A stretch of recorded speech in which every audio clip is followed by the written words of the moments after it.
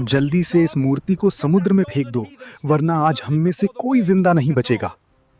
ये खौफनाक चीख गूंजी थी समुद्र के बीचों बीच फंसे एक डच जहाज पर।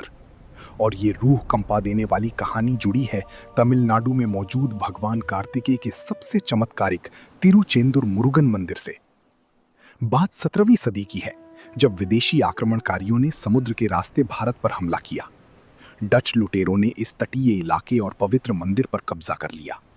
उन्होंने इस मंदिर को तोपों से उड़ाने की बहुत कोशिश की, लेकिन मंदिर की बनावट और भगवान की शक्ति इतनी अद्भुत थी कि तोप के भयानक हमले भी इस मंदिर का बाल बांका नहीं कर सके।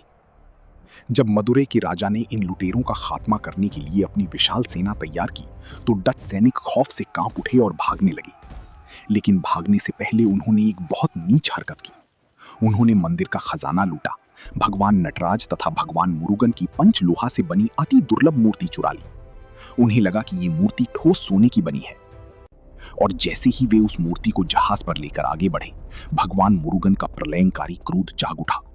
शांत समुद्र में एक ऐसा भयानक तूफान आया जिसने उस भारी जहाज को तिनके की तरह हवा में उछाल दिया। उन लुटेरों को तुरंत आभास हो गया कि ये विनाश उसी देवता का क्रोध है जिसे वो चुरा कर लाए हैं।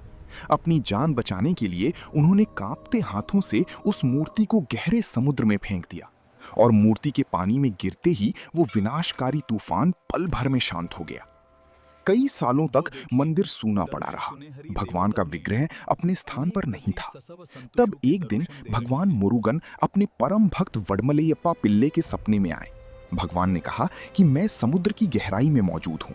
जहां तुम्हें समुद्र की लहरों पर एक नींबू तैरता हुआ दिखे और ठीक उसके ऊपर आसमान में भगवान का वाहन गरुड़ उड़ता हुआ दिखे, समझ लेना कि समुद्र के ठीक नीचे मेरी मूर्ति मौजूद है।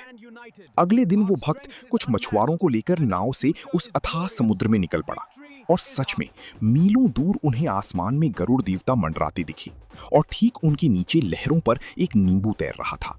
नाविकों ने तुरंत समुद्र में छलांग लगाई और भगवान की उस अलौकिक मूर्ति को वापस बाहर निकाल लाए। मूर्ति को फिर से मंदिर में पूरे सम्मान के साथ स्थापित किया गया। आज भी आप तिरुचेंदुर मंदिर में उसी मूर्ति के दर्शन कर सकते हैं।